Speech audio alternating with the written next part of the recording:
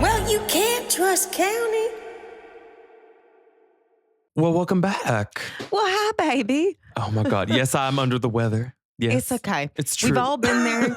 We will persevere. We will survive. I know. I said this in the premium episode, but this is officially, this recording we're doing now, this is the last one in my existing place before I move. So this is really the end of an era for the Ice Cream Man. This is it. Oh my God. This oh my is it. God. No, I didn't even think about that. Well, thank God we've had sort of like a buffer year where we've switched our recording time. So this isn't like a full, we're ripping the Band-Aid off. We had a whole season. Oh, yeah. And people still cling to it. I know. So we'll just have to find somebody else in the Everybody's vicinity. like, when is he coming? And I'm like, you guys haven't heard him in 50 episodes. I think we've got to assume that he's They're not still coming waiting. back. The weirdest thing will be if you move into your new place and all of a sudden it starts back up. Oh my God. I can't even That'll be imagine what like spirit. fun new sounds I get to hear in my neighborhood. That'll be exciting. But I am very excited to be moving. But yeah, I thought about that this morning with like prepping to record this episode. I'm like, wow, okay, this really is it. Like the internet here stops tomorrow. I'm like, this is the end of like This is the my end. era of recording in this place. So there's a Oh new my chapter to God. come. How are you feeling about it? I mean, physically right now I feel ill because I am ill. Uh-huh. I'm feeling that I look ill, but I'm feeling good overall about the move. Just it's stressful. Moving's hard. Of course. You know, I relate. I also feel like it's the spirit in your apartment is like, you can't leave. Oh my God, you forgot. Yeah, all the haunting stuff. I'm trying to think of it. I mean, well, the place I'm moving into is a vintage restoration also from the 20s. So I was thinking about that the other night while I was in there super late at night and it's very empty and spooky. I was like, I bet this place has a few ghosts. from one haunting to another, baby.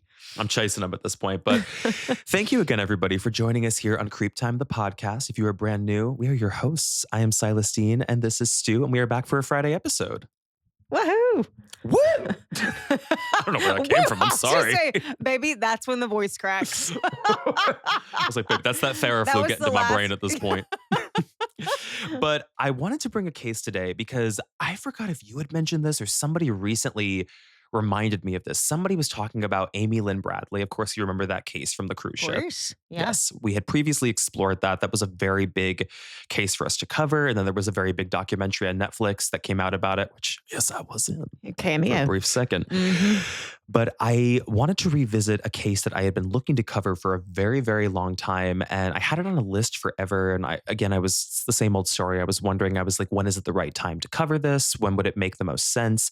And the thing that reminded me about it was that this is also a very similar cruise ship disappearance, Okay. which I remember you saying had freaked you out, like the idea of disappearing or going missing on a cruise or possibly being abducted off of a cruise is very, very unnerving to you. I remember you saying that during Amy Lynn Bradley's case, but I wanted to run you through maybe just a bit of like some setup and top line of this, just so you know what we're getting into, and then immediately get your thoughts on it, if that's cool. Okay. Of course.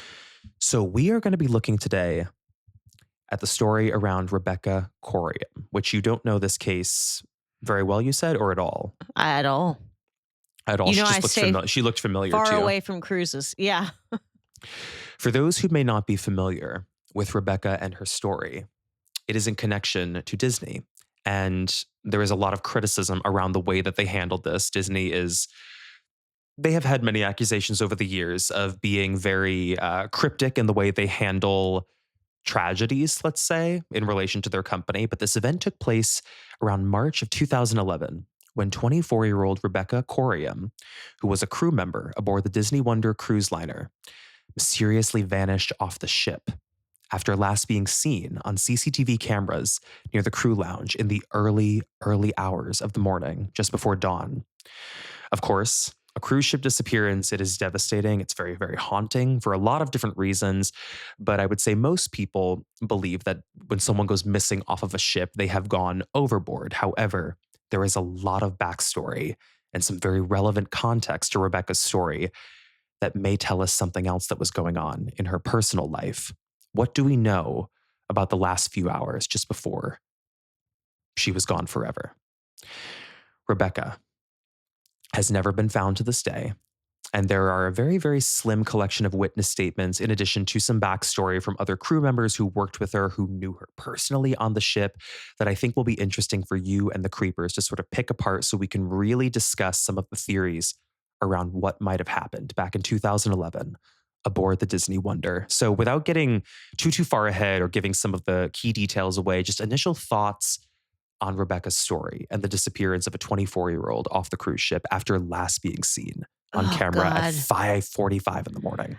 It's hard because I know that there's some creepers that won't have these visuals in front of them. So go to our Reddit page so you can take a look at them. But I am so haunted by these 5:45 a.m. CCTV footage photos. I already forgot I included them. Of course I included them. They're terrifying to look at, right? I can see she looks semi-distraught, even though the image is super blurry. You can tell it almost creepers looks like she's got her like hands to her face, like she's on the phone, maybe receiving some sort of like devastating news or something. Like it's just, I'm immediately like my stomach right now is like in knots. Like I feel very uneasy. No, you're very, very right. I mean, if the visuals don't tell the story, I've certainly got enough to back it up from a witness statement of another crew member who actually saw her in this moment, like in person, right then and there, and said she was sobbing. She was very clearly distraught. And it was a male crew member who came up to her and he was like, "Are you okay?" And I think he's seen on camera as well. I'm pretty sure I have a picture of him too. He's seen on camera and he was like, Are you okay? And you can see it on camera, allegedly. That's what they say. But if you zoom in, that she sort of mouths, "Yeah, I'm fine." And then walks off camera with her hands in her pockets. Allegedly, this is the last footage that exists showing her on the ship. Oh my God. This is the last anyone has ever seen of her. So we are going to get into all of it. But before we do, just a quick hello to everybody. Welcome back to the show. Again, we come out with new episodes every single Friday, so please take a second, stick around, subscribe, follow the show, hit the bell notification so you can get an alert every time we drop a new episode. And if you're loving the show, please consider leaving us a positive review. That really helps our show to grow, as do the comments. If you want to engage with us on Spotify, you can comment there as well. And if you are loving CreepTime, if you want even more CreepTime, please consider joining Premium. Become a Premium subscriber. You can unlock more than 70, probably closer to 80 hidden episodes, all at your fingertips. They are unedited, they are unfiltered, uncensored, covering the same thing that we cover on the main show, True Crime. And if you really want to support the channel, tell somebody in your life about CreepTime. You can tell a friend, family member, a coworker. Every time you do so, it gets this show and these stories out to more and more people. And that word of mouth is very, very helpful. So thank you to the creepers who do it. But with all of that said, are you ready to get into this story? I am. I want you to know I have such a like chilling feeling right now. I feel like somebody's watching me for some reason. I'm very scared. Well, we should give context. We did just cover a 90-minute case before we're getting into this case because we're doing a back-to-back today. So I just ran you through 90 uncut minutes of me talking about the Connecticut River Valley Killer, which is going to be a premium episode. So I can imagine why you're on it. Well, but it's kind of weird. I felt like Connecticut River Valley Killer, I was like, okay. For some reason, I'm fully on edge. It is something about these photographs, to be perfectly honest. It's really freaking me out. So I'm very intrigued to get into this case. It's kind of incredible that footage exists, but it's also, this is cart before the horse, but like, it's also mysterious to me that that's the only footage that exists because this is 2011 and I'm like, well, a cruise liner that was like running in 2011, I'm like, these are not the only cameras. These are not the only cameras on the ship. So surely if she walked off out of view of this camera shot, there has got to be some other footage that exists of showing her in a stairwell or down a corridor towards like, I don't know, the crew quarters or something, maybe something up on the deck. Like how does someone just disappear off a ship? And Disney is allegedly telling us that there's no footage that exists of her foot traffic after this moment. I have lots of questions. I have lots of questions only because I feel like Disney is one of the most thorough companies in the world in terms of how they operate their facilities. So liability coverage, we could say. I'm just we're going to be using allegedly a lot. I was going to say, that's the only thing I'm going to say. But this would be a good time for us to shift and actually get a bit into her backstory. So let's Let's sink into this and talk a little bit about Rebecca. Who exactly was she? Where did she come from? And how did she find herself working aboard a Disney cruise liner? So, Rebecca Coriam, I should ask before I get into it, do you have any just initial thoughts from the pictures? Because you did say she reminded you of someone visually, but maybe I'll give you a little bit of backstory and setup first, and then I'll ask Sure. you. Rebecca Coriam, she was born March 11th, 1987, which, as mentioned, would put her just around 24 years old at the time of her disappearance.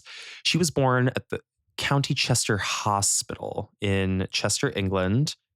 I'm pronouncing that correctly, I believe, which for those who are not terribly familiar with the UK or England specifically, I believe this is in the northwestern corner of England. She was born to her parents, Anne Marie, who I think went by Anne and Mike, and she had a sister named Rachel, and she also had two foster brothers who lived with her when she Mhm. was growing up. And I wasn't exactly sure, because I was trying to piece together some additional things about her upbringing, what was her household like, if her family was highly religious, because it did say she attended a Catholic high school when she was growing up. But I think a lot of families can sometimes put their kids in like schools that have a religious affiliation if they're like private schools, but the family themselves, they're not necessarily religious. Does that make sense? No, mine did.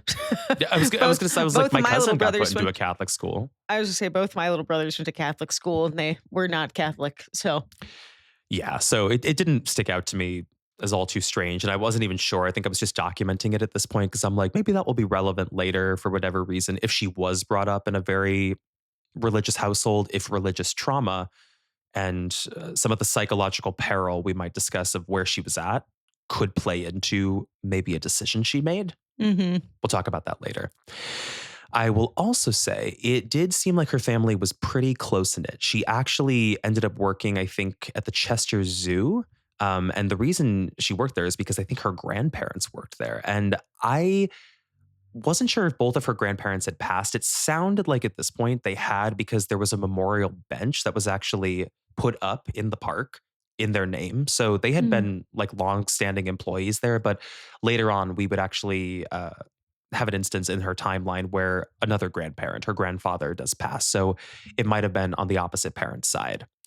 But she was also interested outside of working that job as a teenager. She was very ambitious with her goals to get to college and what came just before that. I read that she was fiercely independent, highly, highly capable from a young age. She ended up joining the Air Cadets at the 610 City of Chester Squadron when she was only in her teens. And then eventually she goes on to university where she takes an interest in studying sports science, specifically with athletics. And she was very, Mm. very athletic herself. She wanted to be involved with this long term and hopefully turn it into a career. So then my question was, how does she get from England to working in the United States, or specifically, I guess, working in affiliation with or for Disney?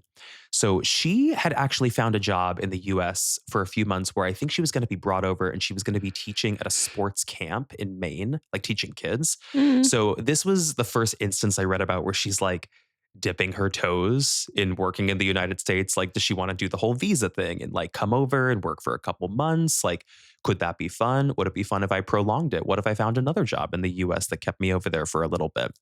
So she has a good time teaching at this camp. She gets very acclimated to the visa process. And eventually in June 2010, she lands an interview in London with Disney for a role that would take her back to the United States where she could potentially work on a cruise liner. Now, her specific role, I think, would have to do with youth activities direction, which I think if you scroll to maybe the second page or possibly the third, you might even see a picture of her with the kids. This Oh, is actually a yeah. photo, I think, from the ship, just showing a Oh. little bit of like what her day to day was going to look like. Like running Any birthday parties and all that kind of stuff. Actually, more just like, I mean, since it was on the cruise liner and it is a cruise geared towards families, I mean, she was running like day activities for Yeah. large groups of kids of varying ages in terms of like games, like sports activities, like birthday parties, sure, but I think more so like just More day to day general. activities. Yeah. Yeah. Oh, well, my first thought is like that takes a very specific type of person, It somebody with a does. lot It of does. patience, somebody that's probably very kind at the end of the day. And she looks really nice. And every time I say Hmm. that, I'm like rolling my eyes at myself, but she just looks like a very happy, kind of quirky also person. Like she's got on this, funny little cap in the first page. And, she's got this little cat picture. She just looks like she's probably a fun person.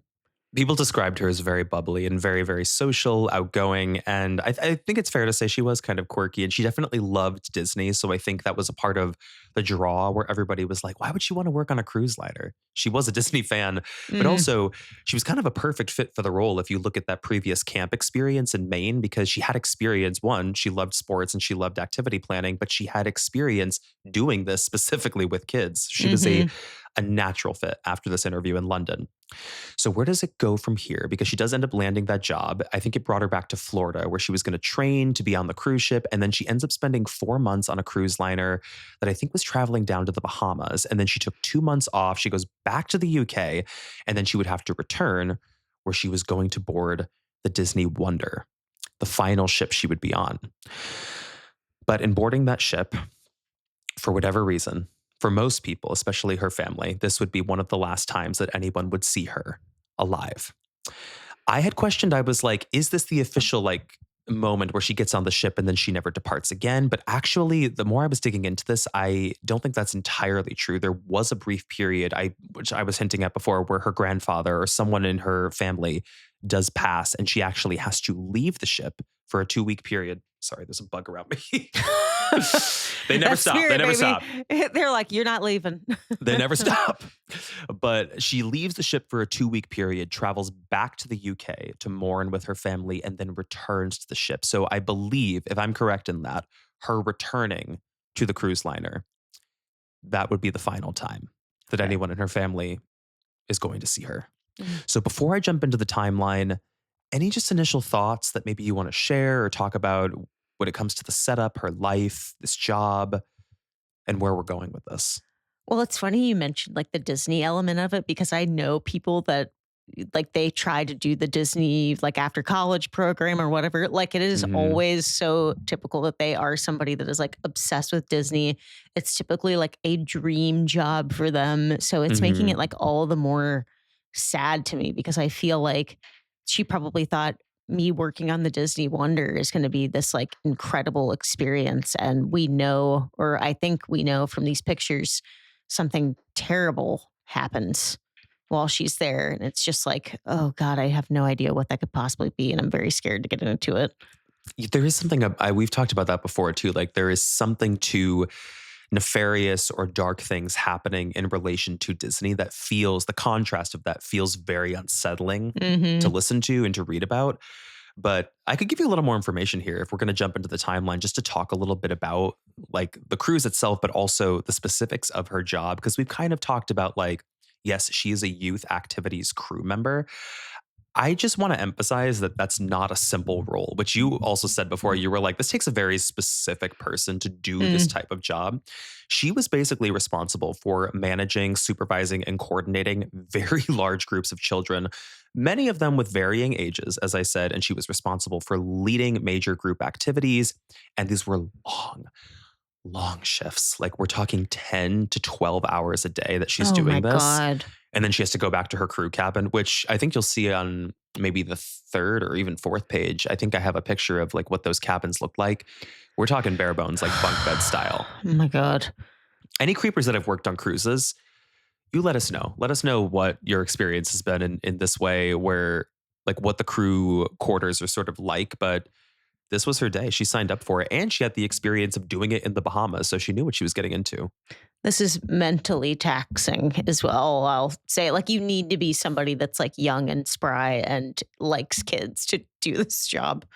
Yeah. And it's also, I mean, it's interesting. And I wonder if this is a bit of like cabin fever that this happens, but I have heard about people who go on these cruises and you're not really allowed as a crew member to be up on like any of the main floors enjoying like bar facilities, let's say, but you do have places where you can lounge with like your comrades, with like your friends and colleagues. Hmm. So I just wondered how that sort of fostered closer relationships for her and if that will set the stage to spell something disastrous to come. Mm. More to say on that in a little bit. But you're seeing that cabin. You have a little insight into what the day to day looks like. So, what else do we have here? Anyone, I think, who has worked on a cruise ship, specifically around 2011, I wanted to write about this. Communication can be really challenging. I mean, a lot of cruise ships, I think you have to pay obscene amount of money to gain access to like Wi-Fi, but there are some communal access points and things that you can utilize to communicate with the outside world or even within the ship because cell phones don't necessarily work too well. So they were using corded phones, but she was actually using a computer. Unclear if it was her personal computer or it was like a stationed crew member computer to contact and communicate with her family really regularly because the isolation can be terrible. She was mostly communicating with her family via Facebook, like private messenger, and Skype. She was using Skype, I think, to call her family at one point almost daily. So I Mm. read, which is why I was saying before, I'm like, they seemed like a really close knit family. And she had been messaging them. And I think one of the final messages that she actually sent to her family that was reread later was that she was going to plan to give them a call tomorrow. Mm. That call would never come. And Rebecca was actually so consistent with following through with these plans for communication, planning things, I mean, up until the minute that I believe only 12 hours into that missed call, her family knew that something was wrong, Oh, jeez. very wrong. And they ended up contacting authorities to try to start a plan of action of how they're going to get in touch with the ship. But what is the actual timeline of the day Rebecca disappears? We are zeroing in together on March 22nd, 2011. The earliest record where we can really begin this story, where there is a record of someone on the outside, let's say, or like a group of people noticing that Rebecca is gone, is around 9 in the morning. This is Pacific Daylight Time. For geographical context on just where the ship was, it was not docked. The ship did not dock at all during the initial disappearance and was actually sailing off the coast of Mexico en route to Puerto Vallarta and Cabo. Now, at 9 a.m., this is the timestamp we have. It is the best place to start in our timeline because it is the first indication to her management team that Rebecca is nowhere to be found. She usually reports for work for her shift at 9 a.m. sharp. Rebecca did not report at that staff check-in, which was very unlike her. And initially, management, they were attempting to maybe find her. So they end up going down towards her cabin. They go to check the cabin. Nowhere to be found. They ended up using the PA system to page her in hopes to locate her on the ship. This was also to no avail. No one had seen her, except for one person. We'll talk about that a little later. Management and the ship's security, they were very quick to start searching for the cameras, and they wanted to see if there was any footage from the previous few hours that could tell any sort of story. Like, did she even leave her cabin? Like, where exactly was she in the morning? Did she even return to her cabin the night before? We then get that time-stamped CCTV footage at 5:45 a.m. Exactly. This is in one of the crew lounges on the ship.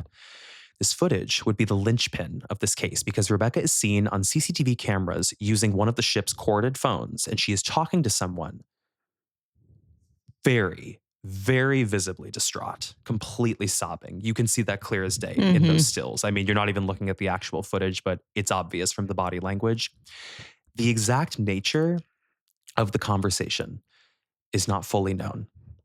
We can also discuss that a little bit later as to why that is, why that may be. But what is also seen on that CCTV footage is that male crew member that I was talking about who comes up to her from behind, asks if she's okay. We do catch a very quick glimpse of her lips, so say investigators, where she says, "Yeah, I'm fine." Rebecca then hangs up the phone. She pulls her hair back, kind of tucks it behind her ears, puts her hands in her back pocket, and walks away out of view of the camera.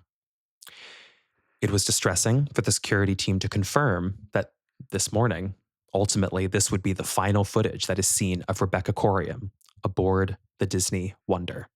Before I go any further, just your thoughts on how we've run through that timeline and the mystery around the phone call.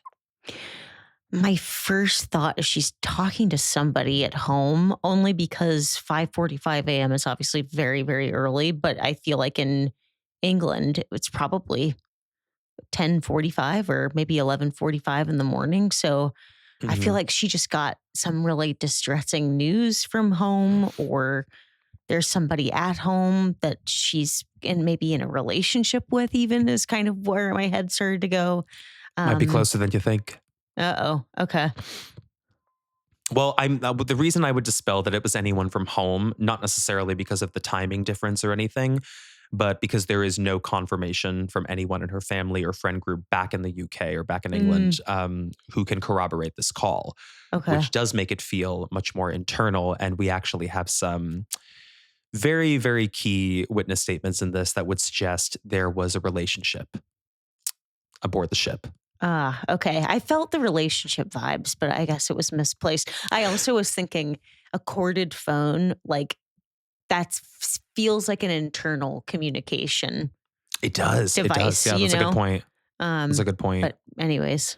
Calling a separate cabin aboard the ship. Hmm. And it's never been clear to me why this wasn't released, like Disney seems so cryptic to release. Like, surely they must have some sort of a record of like, we can at least tell which number was called, right? Hmm.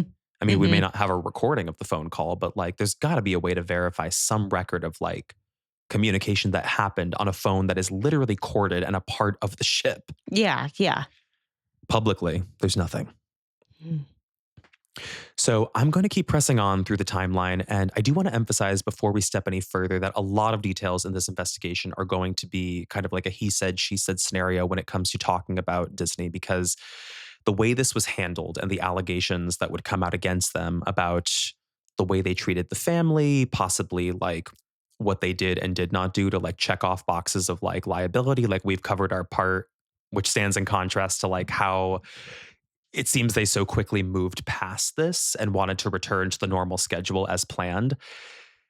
Disney is allegedly suggesting one version of events, right? And there are questions around how robust or lackluster their investigation was in Mm. searching the ship and surrounding waters. But the family claims there is counter evidence to back up some of their statements here, saying that they really didn't do much of an investigation at all. And in fact, the family themselves were barely given access to the ship, let alone given access to interview anybody outside of a few select crew members.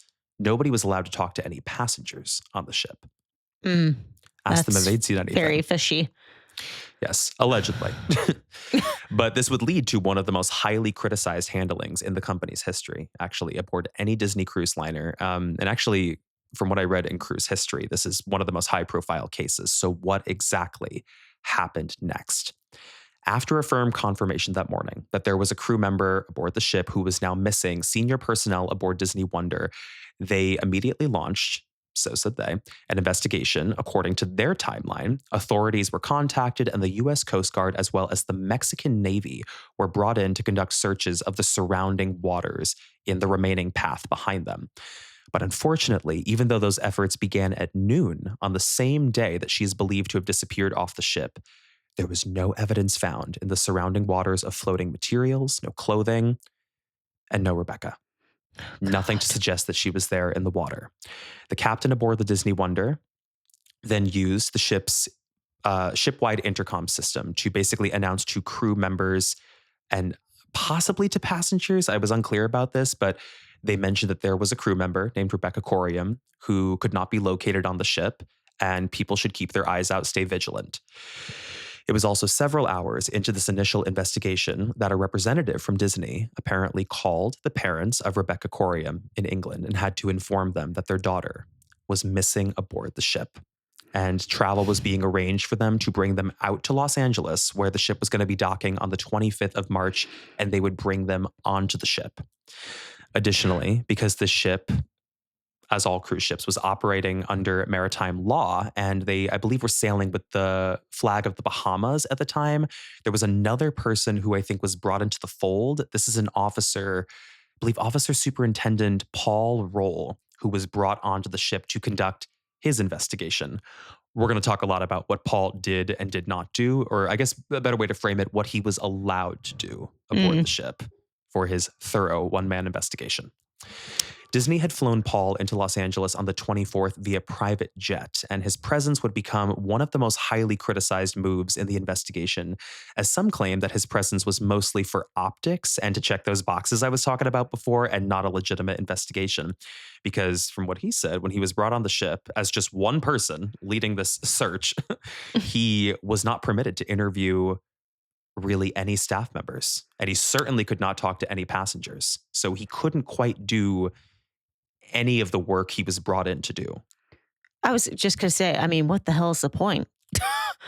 Well, what people are alleging is to check the box, Yeah, yeah. for Disney to say, no, we flew in, maybe like we flew in, a private investigator based on maritime law. He was from the Bahamas, so it made sense, like legally, to do this. And he was brought in to investigate. So the rest was up to him. But Mhm. if he's basically hidden in one part of the ship and cannot freely roam and search all parts of the ship, I don't know how anyone could even do that as a one person operation. It's kind of for nothing, Yeah, really. I mean, yeah. there's no information you can glean from that. So where do we go from here? On the 25th of March, Rebecca's parents were also brought on the ship, as mentioned, because they were flown into Los Angeles when they were going to be docked. And they were brought in through a secluded and private access point, so said they. Probably so nobody would see them, but they were never actually clear why they were brought in this way. And I think it left an immediate bad taste in their mouth that like Disney was clearly trying to like keep a lot of this contained and kind of quiet. But once they were brought on the ship, according to what they said, they were taken up to the captain. There was a brief review of the CCTV footage where they only got to see that glimpse of what was seen in the crew lounge of her distraught on the phone. She was very upset. And then apparently the captain and other high ranking personnel started to offer theories about what they believe happened. And they think sometime after 6 a.m., Rebecca may have been up on the main deck or near one of the pool decks, and a freak wave out of nowhere somehow came over the pool area, swept her overboard. And they claim to back this theory up from evidence of a flip flop that was found on or near the pool area. I think you'll see that maybe in the final page of pictures. Creepers, tell me if you see this as well, where I place this. Okay. Yeah, yeah. It's at the very end. I'm speaking as if they're actually in front of me, by the way. They are. You just can't see them. They're with me right now. I can't, yeah. Do you see the flip flops? I do. Okay. Not her flip flops. Not her flip flops, by the way. So this is what the captain is putting forward, where they're like, we believe she was washed over by a wave, which we'll talk about the insanity of that alleged wave. But Mhm. they were like, we're backing this up because we think that, we have some evidence that flip-flops were left behind. So that's why we think she was up there. Her parents were like, these aren't really her size or style. But if that wasn't enough, there is actually a marking on it that has a room number to a separate cabin, because some people will do that for their belongings on a cruise ship to be like, Uh-huh. it's like putting like a personal identifier tag on it to be like, if I lose this, someone can return it. It's not her cabin number. Definitely not her flip-flops. Oh my God. Just a really like silly, simple theory that just seemed like people were trying to like brush the entire thing off as like death by accidental death or possibly death by misadventure. Yeah, it feels like they took advantage of one little piece of evidence and said, this is the story. This is the narrative. We're running with it. Her parents will buy it. It'll be fine. It's not even coming from the investigator they brought on board. It's coming from them, from the captain. Yeah. That also, I know we're going to talk about it. How the hell could a wave just miraculously crash over that high up and the whole boat's not going to feel it? Zero log, zero record of this alleged wave. And I was doing some digging on like a bit of like, I guess the science around that. I'm like, I need some math in this. I'm like, what size wave are we talking about that could be big enough to literally come over a 6-foot wall and sweep somebody over the wall? We're talking about like a wave of 90 plus feet. Yeah. First of all, the whole boat would be like ding dong, ding dong. Like everybody else would have felt it. I mean, not only was there no record or log of any sort of like rough water, I mean, there was no report of any like turbulent or rough waters at any point during that morning. So the whole wave scenario just seemed like a really, really weak cop out. I can't even call it like a theory. And they're basing it all off of these flip flops that are not even connected to Rebecca. And I think her parents were obviously, they're distraught and they're dismayed and they're trying to make sense of what's going on. And they're also trying to share, they're like, we don't know that this is our daughter's flip flop. It doesn't really look like something she would wear. And they sort of get bulldozed from what they said by the captain at a certain point. And the conversation turns from like offering theories to them offering condolences.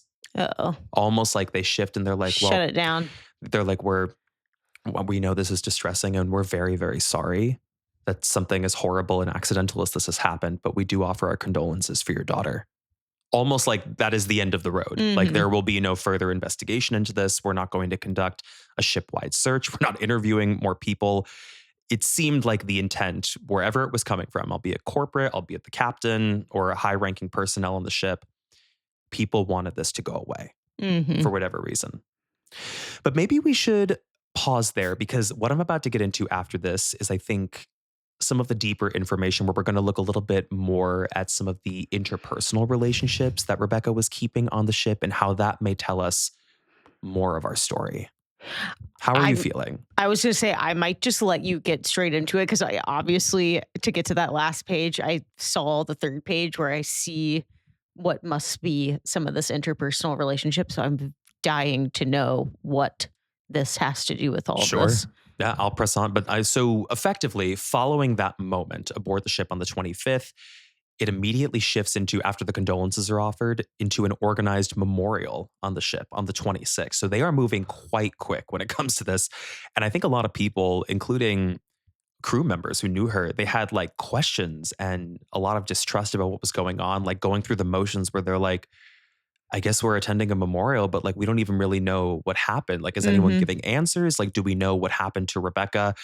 Nobody was answering questions, which must have been infuriating. This whole thing was bothering me, where I'm like, there's no way that like people just pretending that this is normal can like work at a large scale, where they're like, we'll just move on to the memorial and then people will forget about it, and nobody will look deeper at what was really going on here. Well, think about how scary it would have been as a fellow crew member. You're like, wait, if Oh I yeah. go missing, this is what happens? Nobody looks for me? This might have been their first like up close and personal look at like what the procedure is, where it's like, I mean, it's only been days and people aren't even really like looking for her in the water anymore. Like they've suspended those efforts. So Hmm. if she did go overboard and you do go overboard, it just seems like nobody's really going to try to find you anyway. Yeah. But in the aftermath of family and friends that were basically told to mourn and move on, would come some strange leads here that I think are very much worth discussing. According to reports from her family, a month after Rebecca's disappearance, there was a notification that somebody was attempting to log into her bank account. It was not determined where exactly this came from. The login was not successful. It may not necessarily spell some sort of a narrative of something suspicious. I mean, people's bank accounts get hacked from afar all the time. It just seemed like oddly coincidental given the timeline that only a month after her disappearance this was happening. Hmm. Because I don't believe her debit card was actually ever found, or maybe her credit card. There was a card with her where almost all of her belongings were still found in her cabin, with the exception of one of her bank cards. Okay. But then we would roll around to September, where something more bizarre happens, in my opinion. Her family noticed that somebody had gone in and changed the password to her personal Facebook page. I cannot speak to how that happened. Do you have any theories on it? Because I think this raised a lot of eyebrows for people, that people were like, something else is going on here. This is not a scenario of like an accidental overboard. Like maybe there is more to the story and there are more people involved than we initially suspected. Like who would have access to that account? Who would do that? For what I reason? feel like it would have to be her like bunkmate or something, like somebody that she was rooming with, that they had like, I don't know, gone on Facebook together and like looked at people together maybe. And I don't know. That's where my first gut instinct went. Well, I was also wondering, I'm like, even so, I mean, if we can talk, one conversation is about like the access point of like who would have that information to be able to do that. The other question is, and why would they do that? Yeah. What are they trying to hide? What are they trying to conceal from a family that would have access to her Facebook regularly? I mean, in what is assumed to be the aftermath of her death, months and months and months later, is someone trying to hide personal messages, very damning messages. Hmm. Unfortunately, there are no further leads that publicly come from this. So I just wanted to call it out because I found it very suspicious and nobody seems to have an answer for it, even to this day. So then the parents start to really push back, because obviously they are unsettled. They are very unnerved by the handling of their daughter's investigation. And Rebecca's parents do eventually push back and end up meeting with UK lawmakers. And some very public criticism comes out against Disney and the handling of Rebecca's case, suggesting that Disney was more interested in their ship continuing its scheduled sail as opposed to legitimately looking into a possible mysterious death or even a murder investigation.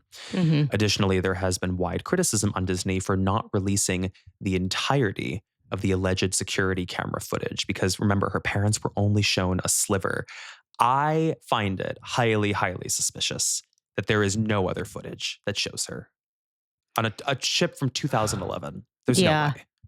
The only thing that is a little weird is that they would show the most distressing parts of her footage. Like if we're going to allegedly go with the idea that they're being selective about what they show, Mhm. why show the part where she clearly was having a problem?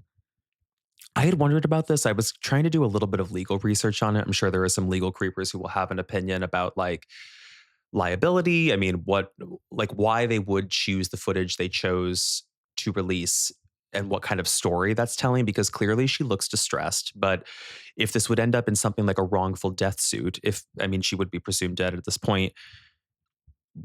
How is Disney sort of like covering their ass in that instance by showing her in this distressed state? If they were leading, granted, it was not Disney who was leading with this initial theory, it was the captain that like it was death by accident from this like mysterious wave that came over the ship. Mm-hmm. Maybe Disney was trying to release some footage selectively to tell a story of somebody who was upset or agitated to the point that maybe they actually jumped off the ship. Mm-hmm. Mm-hmm. Yeah, I just started thinking about that after you started talking. I was like, oh wait. Well, I mean, is that the story that we should be looking at as well? Yeah. A lot of criticism around like potential negligence that culminated to the point where I think eventually the Coriam family, they would wage a very, very severe lawsuit against Disney for the mishandling of their daughter's case and a possible wrongful death here. Now, this lawsuit was privately and quietly settled out of court, but it did not stop interest in the story, which leads us to a 2015 expose written by The Guardian detailing some of the darker elements of this case and the potential mishandling of the investigation, but most importantly, some of the voices we have yet to hear. Mm. Actual crew members who were there, like boots on the ground, and knew her and saw all of this going down in real time. And they could shed some light not only on where Rebecca really was, like with her mental state, but also who was she interacting with on the ship? Who was she involved with? And this is where the story really starts to take shape, because I am now going to talk about Rebecca's affair. Oh my God. Any thoughts before I'm about to dive into that? I'm like, keep going. I'm Okay. like on I'll pins press and on needles. if you want. I'll press on if you want. I'm just like, what in the world happened to this girl?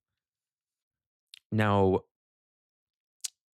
what I found really interesting to read about here were some of the documented accounts of how other crew members saw Rebecca, first and foremost, the ones who interacted with her before she disappeared. Many people, as we kind of established, saw her as this like vibrant, bubbly, very playful person. A lot of people said she was very mischievous, which I thought was like a fun way to sort of like paint the memory of her and also think about how she interacted with other people.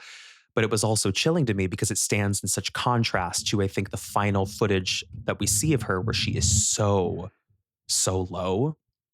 But people also talked about this feeling when they talked to her that, yes, she was bubbly and she was upbeat, but you could almost tell when you talked to her that she was carrying something very heavy, very, very heavy with her. And that underneath it all, there might have been an underpinning of someone who was very, very depressed. But then we are introduced to another relationship here, somebody she knew aboard the ship, this woman named Tracy. You will see pictures of Tracy Medley, I believe, on maybe the third page. Am I correct? Yes. Tracy Medley was a senior crew member on the Disney Wonder and is the person most often described as Rebecca's close friend, confidant, but possibly, I'm going to say possibly because there's a lot of like allegedlys in this, but she did later confirm this herself, her romantic partner aboard the ship. Okay. It is widely assumed and partially verified through statements of other crew members that the two were in a hot and heavy romantic and sexual relationship. But I think where a lot of this tends to merge on like the legitimacy of that relationship has to do with Disney's corporate policy. Like I'm talking about like, why did it take so long for us to confirm whether or not the two of them were dating or girlfriends? Disney has a pretty firm corporate policy when it comes to sexual relationships between coworkers and like what those dynamics look like. And I actually don't know how long Tracy might have worked for Disney after Rebecca initially went missing. And I wondered if maybe she kept tight-lipped because she didn't want to implicate herself as breaking any like code of conduct, if that makes sense, while she was still employed by Disney. But we do later get that confirmation. What makes this kind of challenging here, and why I can imagine Tracy wanted to protect the secret of that relationship, is that Tracy was also a higher ranking position than Rebecca was on the ship, which already creates a little bit of like toxic hierarchy. But in addition to that, there was this heightened importance on keeping the relationship private when they were both on the ship together, because that could have them both fired immediately. I did a bit of digging into this because I wanted to read on the specifics of the corporate policy, specifically around Disney Cruise Liners in like 2011. And I'm like, well, what is their stance on like romantic relationships? Would this really be a problem? It is something that's monitored. It is something that is highly regulated, and it is not outright restricted on paper, or it wasn't then, when it comes to peers who are of the same rank or the same level. Even that is like discouraged when it comes to managerial positions and subordinates who are in a relationship together. That is dismissal Big grounds. no-no. Yeah. That is a big no-no. So it better framed for me the secrecy around like, why wouldn't Tracy just come forward outright and be like, I knew her. I was her girlfriend. Like, I can speak to like where I think her head was at. This took years and years and years. Well, also, sorry to interrupt you, but No, please. Rebecca had only been on the ship for a very short period of time, right? Before she went missing. Oh God, I'm trying to remember actually how long it had been. Yeah, I think it was like a period of weeks, but this is what I was talking about before. It's kind of the cabin fever effect where like you can't really go anywhere on the ship like freely to party. So the people you party with are your colleagues, and there's only a few of them. So it just becomes like a close proximity thing where like it becomes a hot and heavy romance, I'd imagine. Well, the reason why I mention it is because I feel like for Tracy, let's say that she'd been dating Rebecca, for a year or so, that gives you a little bit more credibility than if you had just met the person and then all of a sudden they're your subordinate and you're in a hot and heavy relationship. I can see why Exactly. she didn't come forward. It does not look good. Well, also, I'm going to say the connection to Tracy is particularly important because although it is not officially confirmed, I will say that it is widely believed that final phone call at 5:45 in the morning was to Tracy's cabin. Oh, God. So would this also spell a very interesting story for us if we look at the night before? Because there is some confirmation that Tracy, Rebecca, and possibly a male crew member were all together in a sexual way. The male crew member happened to be someone that Tracy had previously been in a relationship with. And this is someone who I read was also at a higher ranking than Rebecca. So Rebecca is really on the lowest end of the hierarchy when it comes to this, if the three of them were in a sexual encounter with each other. But we can talk a little bit more about that. While it is not publicly confirmed that the three of them had sex the night before Rebecca's disappearance, I just want to discuss this, and I want to discuss it carefully and lightly. Just think about the night before and emphasize a few things here, because people have always said they're like, there was sex that happened the night before. It was consensual. I have questions around that, mostly because I don't know that I fully have confirmation that Rebecca was even interested in men, but I do know Rebecca was interested in Tracy and that they were together in some way, shape, or form. Rebecca was also younger than Tracy, maybe impressionable, and she's of a lower rank, so also impressionable in that way. I have so many questions around the consent of the night before, solely because of the footage we have at 5:45 in the morning and seeing how distraught she is. I have to wonder why. I have to wonder what happened. So before I'm going to get into some of the additional details of the night before, and something I uncovered that I believe concretely proves that Rebecca did have sex with at least Tracy the night before, I'm assuming, and did not sleep in her cabin. How are you feeling thus far with the introduction of this relationship?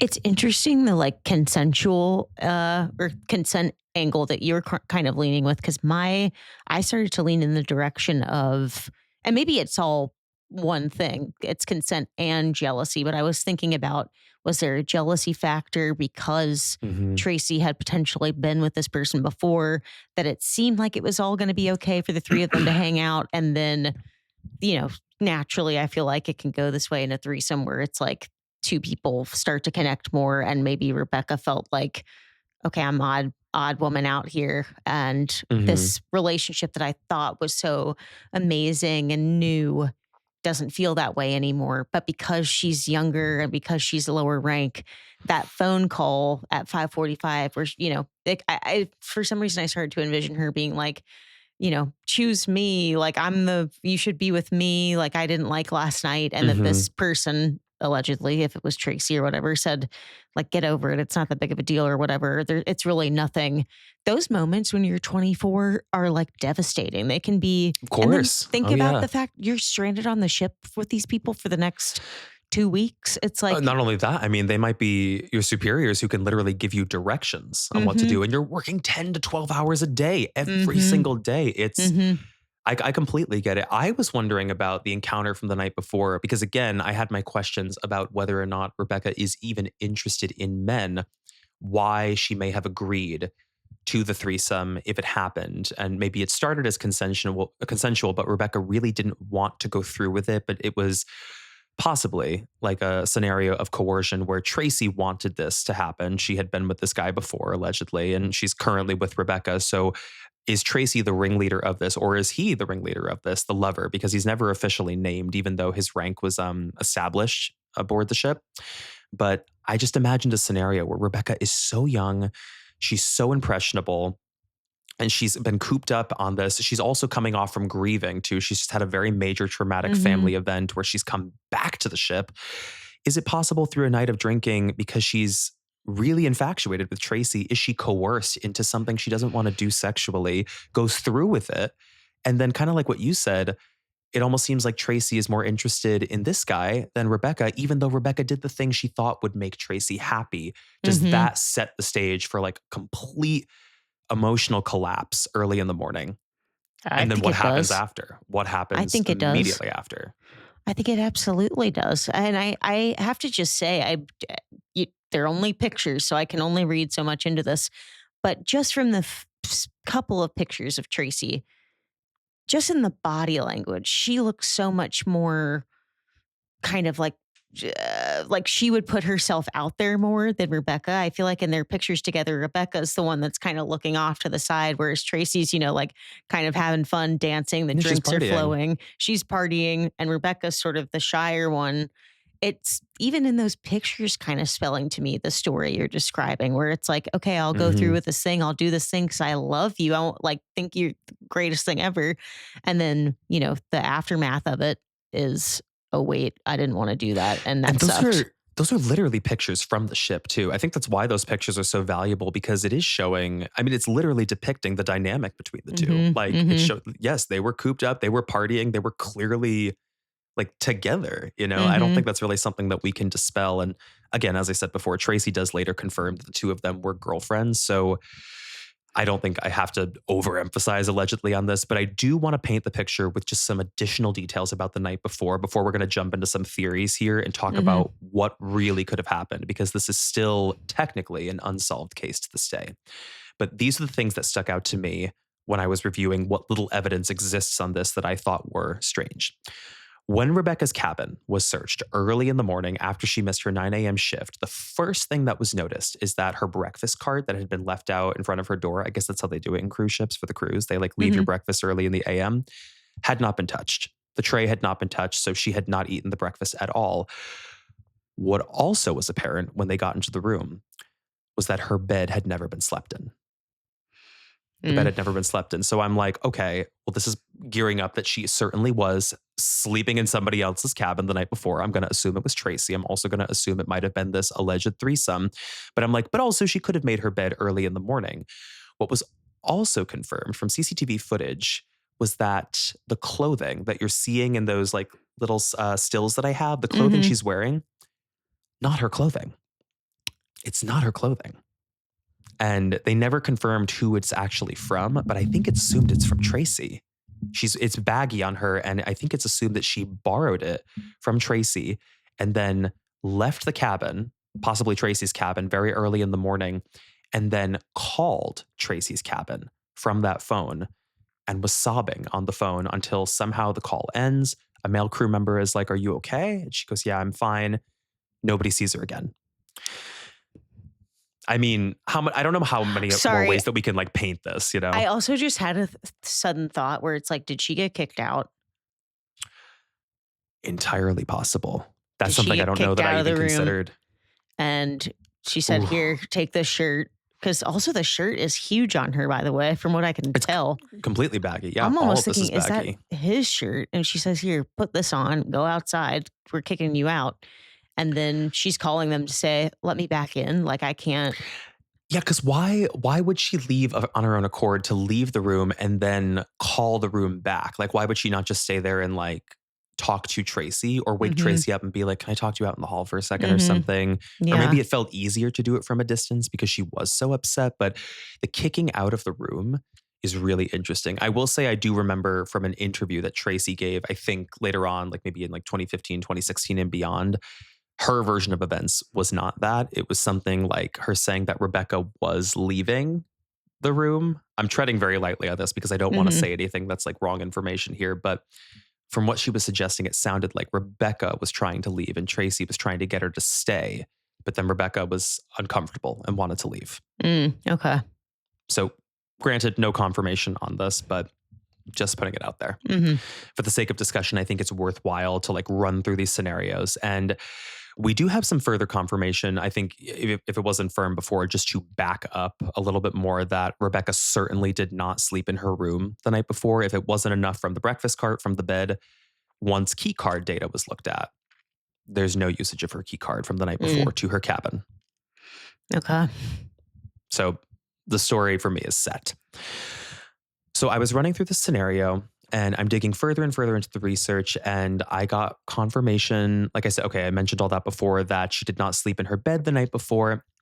I think before we jump into any of the theories, I just want to, I guess, round this out by, I don't know, maybe like thinking about like what the immediate aftermath might have been like from Tracy's perspective. If it was true that Rebecca was there for this sexual encounter, whether she participated or not, she was in the room for a long period of time. Why would Rebecca leave in Tracy's clothes instead of her own clothes? Was my number one question. Those look like, I mean, you can barely tell, granted. That looks like a men's polo that she has on, like a men's, because I'm looking at the picture of her with her work polo on in the bottom right corner, which is yellow. And I'm like wondering, I'm like, this looks That like might have been from a different cruise, though. I don't want to like lead a false Okay. story on that one because she had worked on a cruise before this one.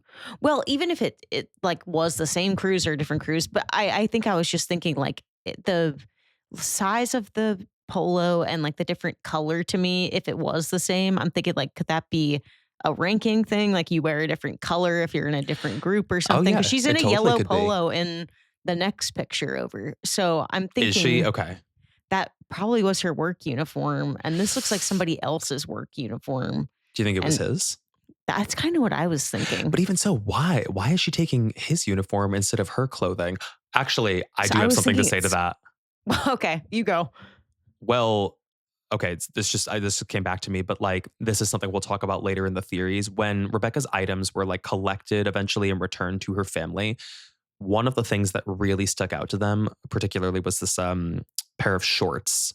And it's unconfirmed if she was wearing the shorts the night before. They were like severely ripped, like ripped in a way that seemed like unusual. And I think the family actually either brought in their own investigator or they brought them to like I don't know, someone who works in forensics who could like assess some of these things independently. Whoever this person was said that the rips in these shorts were not consistent with like normal wear and tear. They said this is indicative of some kind of a struggle. Oh God. And I had wondered, I was like, if she had been wearing those shorts the night before, granted, I have no confirmation she was, and we have evidence those shorts were ripped in some kind of a struggle, possibly an assault, and then those shorts maybe aren't wearable and she has to leave a room in other clothing. Where does that clothing come from? Possibly him, possibly Tracy. What story is that telling us about the night before? I'm like, from my experience, I feel like you grab the baggiest, biggest thing you can to cover yourself up, is what I was thinking. Not that I even know if she had, the ability to see what clothing she was grabbing. Maybe if it was this scenario where it's like you get kicked out kind of thing, you just grab whatever it is you feel like is your polo in the middle of the night and put it. I don't know. The polo thing I should probably like take my claws out of, but like it just reads so vividly to me as like, here, take this and get out. A kick out scenario, as opposed to Yeah. her like finding it in the dark and trying to leave on her own, but like she puts on her shorts, but they're Yeah. completely ripped. Why are they ripped is my question.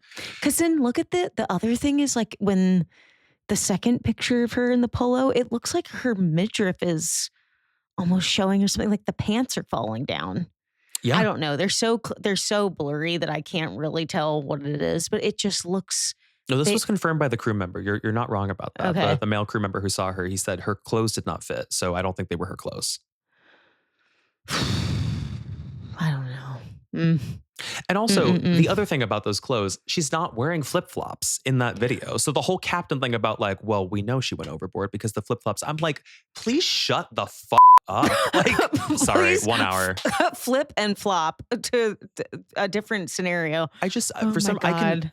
I expect it from like corporate people, especially like, I don't know, attorneys maybe who like are trying to like cover every inch of this when it comes to liability. But like a captain's responsibility is to the passengers and their crew. And I don't know, this like really bothered me the way, I don't know, granted, I don't know who the captain was of this particular Mhm. cruise liner, but that really bothered me, the holes in his theory and how weak that was to explain something that really they should have still been searching to uncover. All I've been thinking about during this whole episode is the if you've watched you or Creepers Succession, how like one of the biggest plot lines in like season 1 or 2 is that the whole company of Waystar, like the huge news corporation, owns a cruise line with like theme parks, and there's a whole cruise element to it. Oh. And on one of the cruise ships, there's this entire cover up scenario where like it wasn't somebody went overboard, or I think they were assaulted or something in the plot line, but how they go to the Oh. ends of the earth to cover up like even the captain, on the cruise ship. So Mhm. yeah, as much as it's like literally goes against the number one cardinal rule of being a captain, you go down with the ship. I it's not hard for me to see why he did this. Yeah, or that you have a responsibility to protect your crew and your passengers, Mhm. I it's also it's incredibly easy to do so on cruise ships where these things get swept under the rug because they are operating on maritime law, and it's a bit of Mhm. like murky jurisdiction about like, well, who is supposed to investigate this, or like, and then before you know it, so much time passes that people just get worn out and they chalk it up to accidental. So Mhm. I think this would be a good time for us to talk through some of the most logical theories so we can actually figure out what do we think happened, because we may never really know. Tracy has never been formally charged with anything. So I read she's actually never been questioned under oath. That's how we're talking about like how weak of an investigation this was. Oh wow. Tracy's never been questioned under oath. And I don't think the lover has either, because he hasn't even been named. That's how lackluster all of this is. Oh my God. Like the Her parents poor must have been family. they must have been going absolutely insane with frustration about this. Like nobody's doing anything. Oh my God. It's so upsetting. So let's first jump into the first theory here. And this is the one that is most commonly put forward, and it has to do a little bit with what Disney had suggested, or I guess their official theory, which is that Rebecca may have actually been up on the deck, maybe near the pool, and there was a rogue wave that came overboard and she got washed over and eventually drowned, right? The core issue with this, like I said before, and why I'm not going to harp on it all too much, is that there are these 6-foot walls that kind of barricade to the edge of this pool deck area. The wave would have had to be well over 90 feet in order for something hypothetical like this to happen. And even so, there's no log or report of a wave of that height. The waters were listed as calm on that morning. There's almost nothing that spells this story. And as we mentioned before, the flip flops don't align with what's seen in the camera footage. And that was like the core evidence they were using to present this theory. So I'm really just kind of going to blow past this one. I'm just mentioning it because it is kind of the official theory put forward, I believe, by Disney, allegedly. But perhaps there is another theory here that some people like to play with, which is that she disappeared on her own, that maybe Rebecca did not die. Some people believe that it's possible Rebecca may have vanished on her own, possibly changing her identity. The reason for this is because we do have confirmation of an attempt to log into her bank account. As mentioned, her bank card was missing, even though her passport and all of her other belongings were left behind. There was no access to her bank account that was granted, so that was an unsuccessful attempt. But people also link to the Facebook password change, and they say, well, who could have done that, or who would do that? Is it possible she was trying to escape, run away from her life, and maybe if they were going to dock somewhere, that maybe she could have like left in that country? I find this one really difficult to believe. I'm not sure how you feel off the bat, but like that seems incredibly far-fetched to me. It's an immediate no from me. It's What would the motive be? Why? Why would she want to leave? Well, everybody's like, clearly she was in distress. And I'm like, I'm not contesting that. She is very much in distress. And, we could talk over that for hours about like what really happened with Tracy the night before. Like, is that all leading up to this one moment where she's planning to just kind of disappear into a new country? The level of planning and coordination it would take for a 24-year-old to do this successfully, even when you've been reported missing at 9 a.m., like the same day you were last seen, the same morning you were last seen, it would be unbelievable to me. It's incredibly far-fetched. Also, the ship did not dock for that entire time.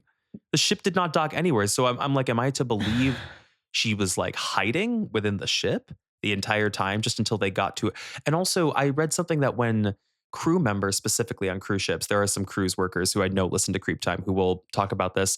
When crew members get off of a ship, they have to give special identification because they like, is deboard the right word for this? Yeah, deboard the ship. They have to give special identification because they leave through a separate exit path, I believe. And it just would have been next to impossible for her to get off the ship unless this is a trafficking scenario like Amy Lynn Bradley, where someone's literally taken off in a suitcase. I just don't believe it. I can't get behind that at all. Well, given her age and given the fact that she got off the ship for, to go home because of the tragedy and then came back. Like, if she really wanted to escape her life, couldn't she have just done it then? I guess people argue, they're like, well, the ship presented the perfect opportunity because she was going to be in, different ports in other countries. It might have been a little more accessible or easy for her to disappear. I'm like, what's really missing here is not only the logistics, but like a clear motive. It's not enough to say like she was distressed one morning after what may have legitimately have been a really traumatic experience, but that would suggest that this was an impulsive like day of decision. And that's not how this works. Yeah. That's not how that works. So I'm going to move past that theory as well. I'm, again, just mentioning all of them because these are the ones that are prominent. But if we are assuming this is something that happened on the ship, what theories correlate with that? So one of the more highly likely scenarios here, in my view, is that it's possible she took her own life. This theory is, of course, one of the more grim, but also a widely accepted one in her case. The suggestion that Rebecca may have taken her own life and that she had been struggling for quite some time. It is no secret, at least on the morning of her disappearance, that she was very clearly struggling emotionally. At least that's what we see on camera. She had been having a distressful conversation with someone on that phone. We can't confirm if it was Tracy, but it is highly suspected it was. However, what is confirmed the night before is, of course, that she did not sleep in her own bed. So does that open this up to the possibility that something really, really traumatic did happen the night before that could have pushed her to the emotional brink where she thought to take her life that very morning? I would not put that off the table because I have to wonder if she was talking to Tracy on the phone. I want to hear what you think about this. What was said? What could have been said on the phone and would have resulted in her hanging up the phone and literally putting her hands to her head in distress? I was just thinking that. I was thinking to myself, it is such a shame that we don't know what the heck, if she was talking to Tracy, what was said, because that would tell us everything, I would think. I wonder, and this is, I think, a gray area, because if it was Tracy she was talking to, no matter what was said, and granted, I mean, there's a lot of nuance and gray area to this, could Tracy be found or be held accountable as the person who drove her to make this decision if Rebecca did in fact walk off camera, go to the upper deck just before dawn, and decide to jump overboard? That's so tough. I mean, here's the problem with all of it. And unfortunately for Tracy is that when you are in a position of power like that, even if it is just a ranking title, the onus is going to be, people are going to immediately look at you and go, what did you do? I mean, you're older than her. I mean, you're toying with this 24-year-old. If that's what's happening, I got to be very careful about what I say. Yeah. Allegedly, my opinion, allegedly. In this scenario, that's what I believe could have been happening. I think it's very interesting that the only things that we know from Tracy is that she has allegedly confessed to them actually having a sexual relationship or a relationship in general, but has not told us what was said that night or what happened that Hasn't he, night. I believe, hasn't even confirmed that she was the one receiving the phone call. Interesting. Yeah, I know, which could be like a self-preservation thing. Like, is she afraid of being held like responsible, and she doesn't feel that that's right because she couldn't control Rebecca's actions, and she was maybe just, I mean, maybe in her view, it wasn't even something very damning where she could have been like trying to coerce, or not coerce, that's the wrong word, trying to encourage Rebecca, like, how about you come back to the room and like we can Mhm. like talk this out, like maybe the three of us. And Rebecca's like, no, I'm not coming back. Like, I don't feel comfortable. I didn't want to do that. And now you're still with him. And Tracy's like, well, I can't help you. Like, if you're not going to come and meet me halfway, I'm just playing devil's advocate with Yeah, myself to yeah, see yeah, yeah. how what could have been more of like a casual but highly emotional conversation could have inadvertently resulted in Rebecca being pushed too far, and Rebecca just decided, I can't take it. I can't take it. I fully think that it's a possibility, but in my mind, that conversation went more like, "Oh, you're overreacting. Oh, stop. Like, you're reading Mhm. into it too much. Like, just be cool. Like, don't be, I almost said don't be all uncool. Don't be like, over the top about this. He's nothing to me. You're my person or whatever." Mhm. Or not even you're my person, just like, because I feel like we get into those scenarios where we're the younger person and the older person feels like they can make us feel like we're lesser than or smaller than just from an age Smaller than, perspective. for sure. And so I could totally see her getting on the phone with her, hearing her say, "Oh, you're overreacting. Relax. It's nothing." Or what about the idea of her being taunted? I mean, Oh god, that what if breaks my she was heart I thinking know, about that. but think about that. Like, you get in these scenarios where you're cooped up on a ship with, the drama of it all can be, I guess, exciting for young people. And like, this could have been way too much for her. She's in another country. She's just gone through a tragedy. She's young and she's the subordinate. Like, it, you could push somebody over the brink for sure. Something is coming to me now that I want to mention. I agree with you, but I think I have some light I could really shed on this. I am going to throw a huge allegedly in front of this, Hmm. but I believe I read this. I don't know. I don't have a reference in front of me or a source that I can directly link to, but I think this may have come from Tracy, where I don't know if it was fully confirmed that Tracy's like, yes, it was me on the phone with her that morning in that conversation. But I remember reading something where Tracy was saying something to the effect where Rebecca was trying to get her, was really upset for whatever reason. The details of that are not fully known. And Rebecca was trying to get her to come with her to walk on the upper deck to help her clear her mind that Hmm. morning. And Tracy said no. Yeah. And I it's driving me crazy right now that I don't have a source in front of me because I cannot tell you where I read that. For all I know, it could be a Reddit theory, but I'm pretty sure I read this from like an interview with Tracy, whether it was off the record or not, that Tracy said that was how the exchange went down.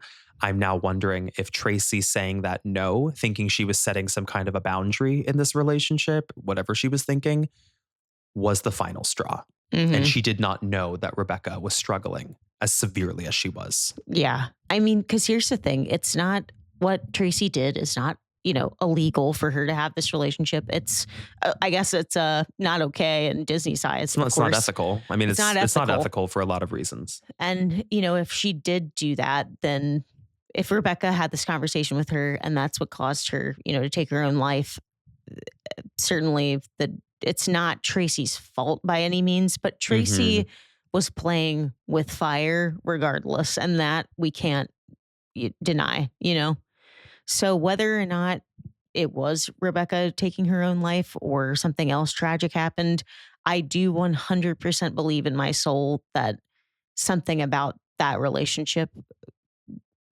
put her on edge in those 5:45 a.m. photos.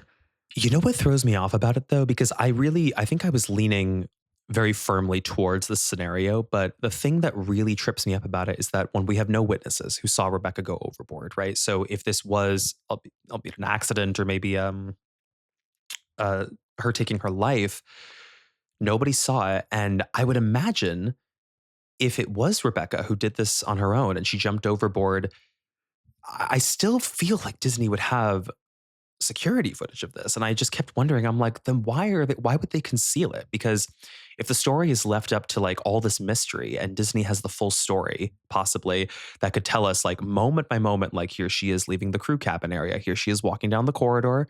We've got stairwell footage of her going up to the upper deck. And then we have this tiny grainy footage of her on the pool deck where you can see she clearly jumps overboard on her own. I'm like, it doesn't seem like maybe a liability thing, even though I'm sure there's an argument to be made that like they could be held liable. I mean, they did settle this out of court. It almost seemed more like an optics thing where like Disney's like, maybe like nothing bad happens related to Disney. So we don't want Totally. someone who took their life on our ship to be like public information or public footage. Is that the reason they buried it, or they're like withholding it? Why are they allowed to withhold it? All my That's what questions. I was thinking. I mean, I think I mean, all I kept thinking about was your episode you did a million years ago, I think with Jack, where you talked about, all the lore that no one can technically die No on. one dies at No one Disney. dies at Disney. I mean, they, for some reason, have somehow in the psyche of everybody, they're this clean, nothing bad ever happens. I mean, that actually is their entire brand is Hmm. you escape your life and you come to Disney and it's perfect and it's nothing ever goes wrong. Of So course. Yeah. I don't know in what world they've been able to somehow like get away with that for so long and just Hmm. chalk it up to that's their brand.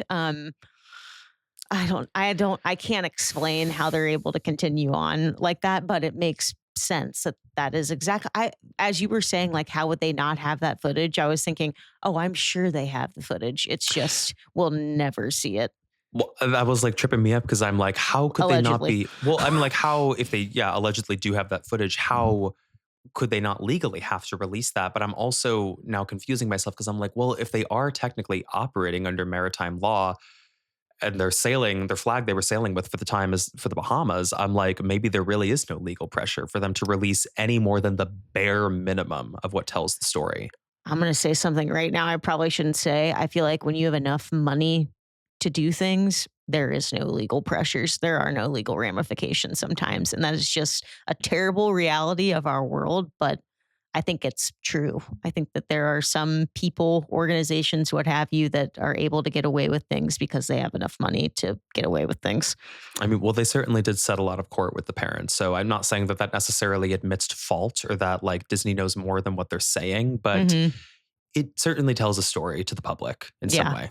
Yeah. But this actually leads us into another theory here. If it wasn't Rebecca who took her own life, there are some people who really, really believe that this has something to do with foul play, which I wasn't sure if I was going to entertain all too much Hmm. because so much of this seems like a love triangle, like emotionally, like um charged scenario that could have resulted in like high stakes, possibly someone who was considering taking their life.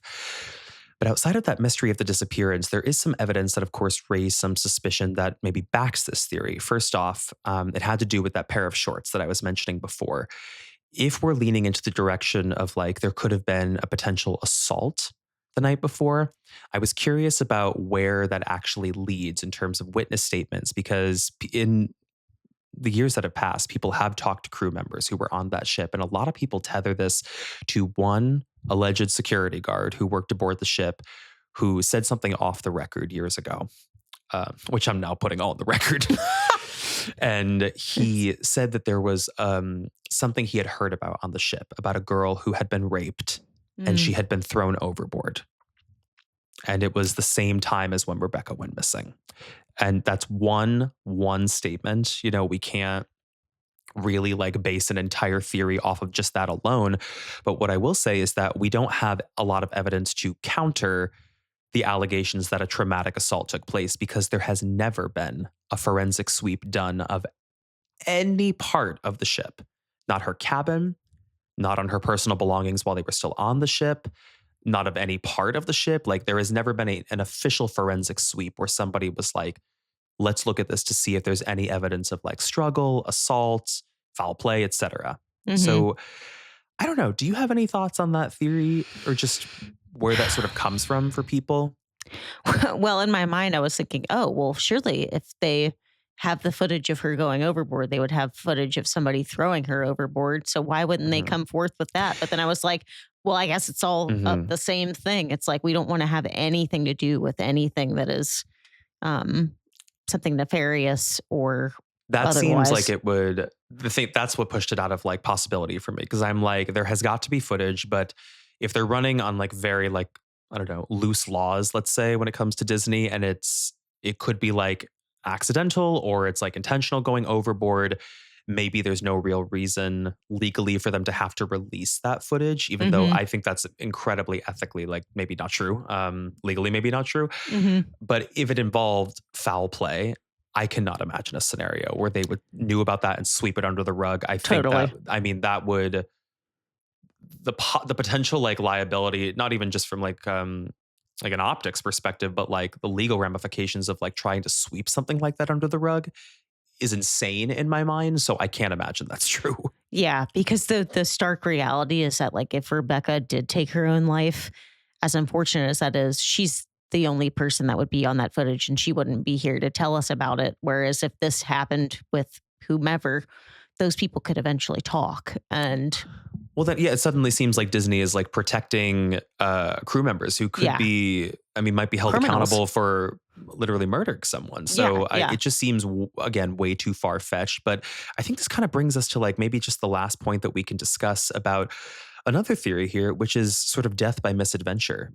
There is something that I was reading about, which was confirmed, where I may even have included a picture of it. There was a part of the ship that Rebecca really liked to go to. And I thought this was interesting and could tell us a bit of a story here. It's a part on the upper deck that she would sometimes go to, and it's near the pool area. And she would like to go there early in the mornings because she would watch the sunrise and sort of clear her mind. And I'm like, okay, I'm completely tracking with that. She's very clearly distressed. She wanted, I mean, so said Tracy allegedly that Rebecca was asking her to maybe walk with her and go with her to, like, clear her mind that morning. And Tracy said no. Rebecca goes and does it alone, climbs up on this upper deck area because there was a portion where you could sit, but you were not permitted to sit. Hmm. I think, like, it would have been dangerous to do so, and they don't permit passengers to do it. But she's a crew member and she's kind of unmonitored in this moment. Is it possible she lost her footing, got swept by a gust of wind, just completely fell off the ship, and it was death by misadventure while she was up there just trying to come down from how upset she was from the night before? I think it's totally possible. I mean, I almost feel like that's to me just as possible as her taking her own life. I agree. Both of those feel very plausible to me. Especially just like thinking about how distressing any sort of like love triangle situation is. And like you're Mhm. cooped up on this boat. Where can you go to clear your head? Like I can totally see in my mind her going up there thinking, okay, I'm just going to calm down. It's 6 in the morning. I've got to like calm down. I got to calm down. Goes up to where she knows nobody else is going to be. And then Clear her head. And loses her footing. That would make total sense to me. she's also, I mean, I think it's assumed that she was partying the night before. She's probably exhausted. She probably just worked a 10-hour shift, 12-hour shift the day before as well. Mhm. She's not even in her proper uniform. She's going to have to be at work in a couple hours. I can totally see a scenario where she's exhausted and upset. She goes and she sits up on that upper portion and something really tragic Mhm. happens. And what's crazy is that it's possible too that that might also be on camera. Yeah. I still find it difficult to believe that, like, somebody at Disney could cover this or, like, feel that it's not relevant to release, at least even to her family, to give closure. It Mhm. just seems so impossible in my mind for that to happen. Not to say that it doesn't, but if that's true, even in that scenario, similar to the one we were discussing with, like, her taking her life potentially, who is at fault? Do we source back to Tracy and the lover? Do we hold Disney responsible? Who is at fault in this scenario? God, it's really tough. I still go back to what I was saying earlier that what Tracy did is not illegal, but is highly Mhm. unethical. And she was playing with some serious fire, manipulating someone like Rebecca. I believe it's I'm going to call it manipulation. I think anytime you decide whether or not your intentions are good, whether or not you actually genuinely love the person. I Mhm. think that when you enter a relationship with someone that is younger than you and works for you, you're putting them at a weird disadvantage. It's an abuse of power. Yes. Absolutely. So, and it's not like that's a weird thing for me to say. It's not that I think it's ultimately Tracy's fault. I mean, obviously, Disney should have also been tracking and making sure that those relationships were ethical. And if they weren't, that they, did their due diligence to shut them down. I just don't know how much visibility they really had into that. I don't know who Tracy's, boss was who would have picked up on that. Um, so, but all of it's to say, I don't think any of it was Rebecca's fault, which is really the tragedy. No, of course not Rebecca's fault. I just find myself in this like gray area where I don't know which way to lean because we'll never be. I mean, we're not in Rebecca's head. We can't know how terribly she was struggling. I mean, we're basing it all off of that one moment at 5:45 in the morning where Hmm. she's so upset, but that could tell us two different stories. It could tell us the story of somebody who was ready to jump, and it could tell us the story of somebody who was so upset they lost their footing when they were Hmm. up on a deck and fell off of a cruise ship. And people forget how fast cruise ships actually move. They seem slow when you're on them. They are not. It is instantaneous when you're in the water. You can be left behind within a minute. Oh God, yeah. I do you know if the boat was moving probably at that time? They weren't like anchored anywhere. No, they were not. They Okay. were moving. Okay. They were Yeah, they were moving. moving. Yeah. I mean, that makes perfect sense to me then.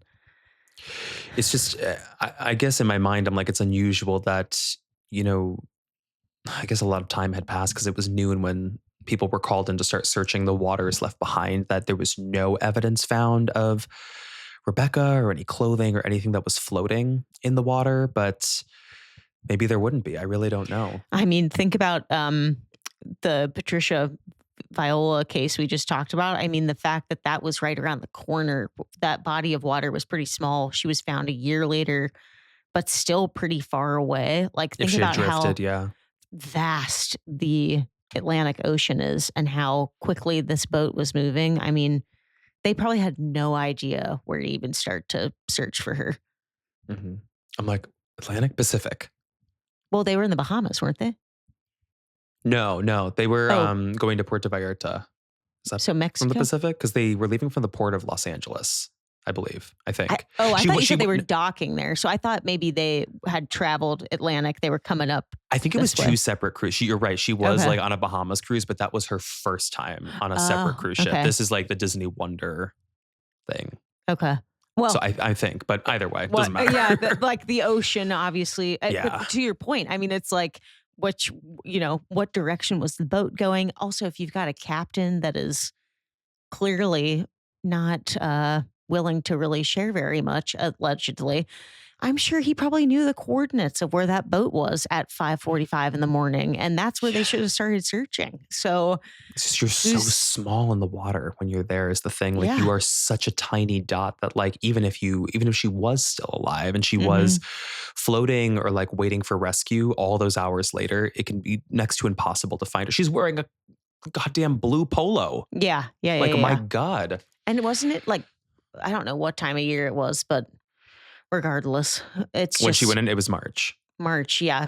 Which I'm like thinking to myself, how cold is the water? But it's definitely in a climate where it would be warm. But I mean, when somebody goes in the ocean like that, it's like that's the thing that I think is why you were talking about at the beginning, why cruise ships and like the ocean and all that is so scary to me. Like it just gives me the freaking shivers, is because to me, once you go overboard or once you're in the elements of the ocean, it's like Hmm. the chances are so slim It's that just lost to the something, abyss. yeah, it's so scary. You even saying lost to the abyss, like fear tears for me. No, I mean So it's scary. real. It's just nothing out there but like black sky at night. Hmm. And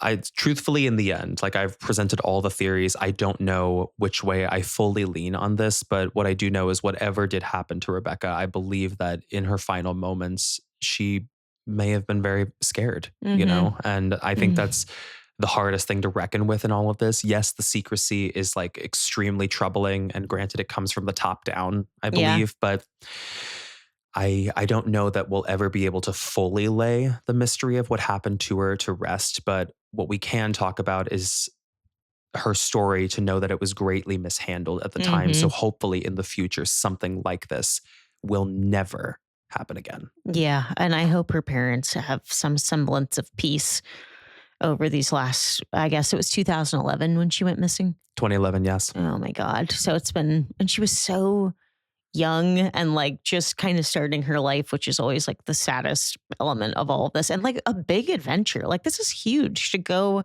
out, to a new Yeah. country, really kind of find this dream job, work for Disney. Like I'm sure her parents are just, they've struggled so much with her, the unanswered questions around her death. So I hope that us getting this story out there is helpful at least. And I think you brought up like so many, I would have to imagine, because I haven't heard the story covered on other podcasts, but a lot of very interesting angles that cover, we're not just going so hard on allegedly on Disney or anything like that. We're exploring other options, but we're coming back to, the idea that this, very much so, the unanswered questions are, like you said, probably coming from the top down. So, Like there will always be more to the story, but that mhm, somebody knows, and we only have a fraction of it to work with. But yeah. everything I have shared with you and the Creepers is all that I know of this case. So I want to thank you for running through it with me. I know this was a lengthier episode than I anticipated, but No, there's a it's lot to discuss. It's a lot very, to very discuss. packed, and there's a lot of like tiny details in there and theories and little like shreds of evidence that I didn't want to miss or skim over. Yeah, you did such a great job covering it. I feel like there's a lot to learn from this case too. So I appreciate you walking me through every single little nook and cranny. And baby, your voice never gave out. Your voice. She held up. She said, me. I You know have what? my Actually, vocal compared to training the from premium, college. like I cleared a lot of like my sinuses. So actually getting through this was easier for me. Creepers, what you didn't see is there's going to be a cut in the middle of the episode where Silas is off screen doing a full neti pot. Oh, no, that was the premium. I was really, you couldn't, I don't know if you could tell, but I was really struggling on that premium. Anyone who is a premium who will go back and listen, like I had so much phlegm and Oh, snot, and I'm like, so the Connecticut River Valley Killer. too bad it wasn't me presenting, because then you would have had your breathing moment. Well, that's a great place to cap it. Thank you again for going through this case with me. Thank you Thank to you. all of the creepers who have listened. Please take care of yourselves after it. Go and check out Creep Time After Dark to take your minds off this for a little bit. But that is all I can say for now. And we can say goodbye. And good luck, y'all. We will catch you on the next one, babies. Bye, creepers.